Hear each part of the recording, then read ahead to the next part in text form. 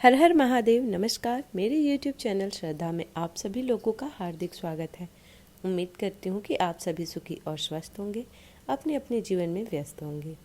तो आज इस वीडियो के माध्यम से शिव महापुराण की संहिता 1 के अध्याय 1 की हम लोग प्रारंभ करने वाले हैं, जिसमें प्रयाग में सूत जी से मुनियों का शीघ्र पापनाश करने वाला साधन के विषय में प्रश्न के बारे में बताया गया है, जो आदि और अनंत में तथा मध्य में भी नित्य मंगलमय है, जिनकी समानता अथवा तुलना कहीं भी नहीं है, जो आत्मा के स्वरूप को प्रकाशित करने वाले देवता हैं, जिनके 5 मुख हैं और जो खेल ही खेल में अनायास जगत की रचना पालन संहार अनुग्रह एवं तीरों भाव रूप 5 प्रबल कर्म करते रहते हैं। उन सर्वश्रेष्ठ अजर अमर ईश्वर अंबिकापति भगवान शंकर का मन ही मन चिंतन करती हूँ। व्यास जी बोले, जो धर्म का महान क्षेत्र है, जहाँ गंगा यमुना का संगम हुआ है, जो ब्रह्मलोक का मार्ग है, उस परम पुण्यमय प्रयाग में सत्यव्रत प्रेम में तत्पर रहने वाले महातेजस्वी महाभाग महात्मा मुनियों ने एक विशाल ज्ञान यज्ञ का आयोजन किया है। उस ज्ञान यज्ञ का समाचार सुनकर पौराणिक शिरोमणि व्यास शिष्य महामुनि सूत जी वहां अपने मुनियों को दर्शन करने के लिए लाए। सूत जी के आते देखकर वे सब मुनि उस समय हर्ष से खिल उठे और अत्यंत प्रसन्न चित्त उन्होंने उनका विधिवत स्वागत सत्कार किया। तत्पश्चात उन प्रसन्न महात्माओं उनकी विधिवत स्तुति करके विनय पूर्वक हाथ जोड़कर उनसे इस प्रकार कहा, हे सर्वज्ञ विद्वान रोमहर्षण जी, आपका भाग्य बड़ा भारी है। इसी से आपने व्यास जी से यथार्थ रूप में संपूर्ण पुराण विद्या प्राप्त की, इसलिए आप आश्चर्य स्वरूप कथाओं के भंडार हैं। ठीक उसी तरह जैसे रत्नाकार समुद्र बड़े बड़े सारभूत रत्नाओं को आगर है, तीनों लोक में भूत वर्तमान और भविष्य की ये बात है, तथा अन्य भी जो कोई वस्तु है वह आपसे अज्ञात नहीं। आप हमारे सौभाग्य से इस यज्ञ का दर्शन करने के लिए यहाँ आ गए हैं और इसी वजह से हमारा कुछ कल्याण करने वाले हैं, क्योंकि आपका आगमन निरर्थक नहीं हो सकता। हमने पहले भी आपसे शुभाशुभ तत्व का पूरा वर्णन सुना है, किंतु उससे तृप्त नहीं होती। हमें उसे सुनने की बार बार इच्छा होती है। उत्तम बुद्धि वाले हे सूत जी, इस समय हमें एक ही बात सुननी है। यदि आपका अनुग्रह हो तो गोपनीय होने पर भी आप उस विषय का वर्णन करें।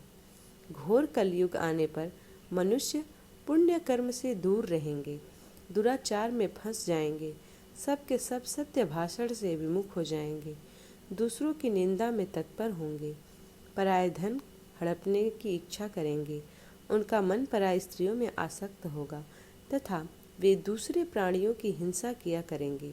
वे अपने शरीर की ही आत्मा समझेंगे। ये मूढ़ नास्तिक तथा पशु बुद्धि रखने वाले होंगे, माता पिता से वेच रखने वाले तथा वे कामवश स्त्रियों के सेवा में लगे रहेंगे। ब्राह्मण लोभ रूपी ग्रह के ग्रास बन जाएंगे, वेद बेचकर जीविका चलाएंगे, धन का उपार्जन करने के लिए विद्या का अभ्यास करेंगे, मद से मोहित रहेंगे, अपनी जाति के कर्म छोड़ देंगे, प्रायः दूसरों को ठगे, तीनों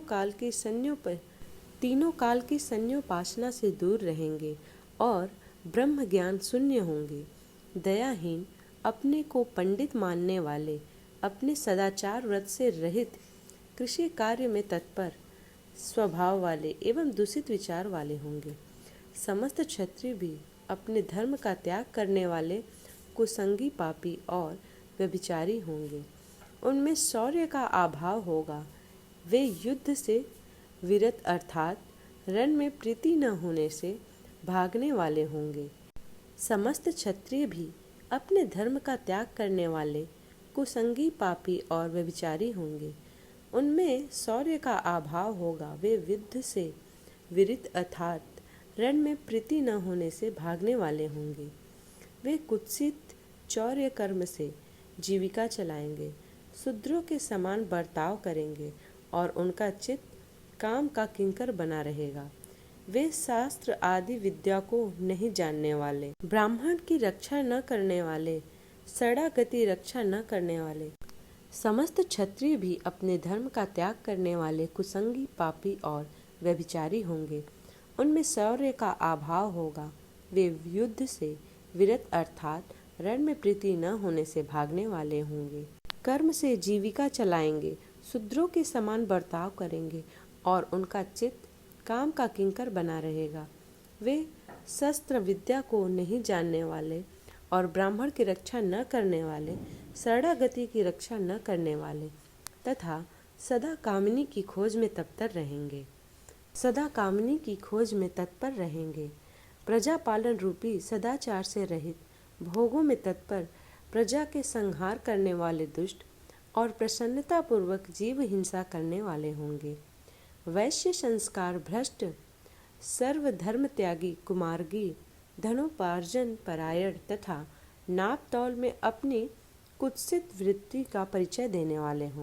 वे गुरु, देवता और दी जातियों के प्रति भक्ति शून्य, कुत्सित बुद्धि वाले दी जातियों को भोजन न कराने वाले, प्रायः कृपणपात के कारण मुट्ठी बांध कर रखने वाले, पराई स्त्रियों के साथ कामरत मलिन विचार वाले, लोभ और मोह से भ्रमित चित्त वाले और वापी, कूप, तड़ाक आदि के निर्माण तथा यज्ञ आदि का सत्कर्मों में धर्म का त्याग करने वाले होंगे।